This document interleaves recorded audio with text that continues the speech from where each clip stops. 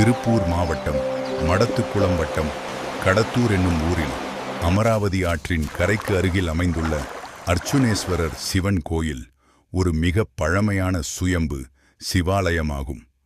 பாண்டவர்கள் வனவாசம் சென்ற காலத்தில் இந்த பகுதியில் தங்கியதாக புராணக் கதைகள் கூறுகின்றன. அப்போது அவர்கள் கொண்டு வந்த பால் பரவலாக வழியில் கொட்டப்பட்டது. ஆற்றின் மேல் வழியாகவும் தொடர்ந்து ஒரே இடத்தில் கொட்டியதால் அந்த இடத்தில் சிவபெருமான் சுயம்பு லிங்கமாக வெளிப்பட்டார். அந்த லிங்கம் ஒருமுறை அரிவாள் அல்லது மம்முட்டியால் வெட்டப்பட்டதால் இன்றும் ஒரு பக்கத்தில் வெட்டு அடையாளம் காணப்படுகிறது.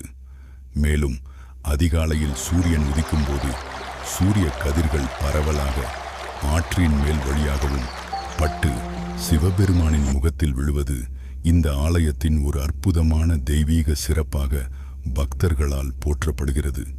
சோழர் காலத்தில் கல்லால் கட்டப்பட்ட இந்த ஆலயம் தலைமுறை தலைமுறையாக மக்கள் காத்து வழிபட்டு வரும் புனித தலமாக திகழ்கிறது.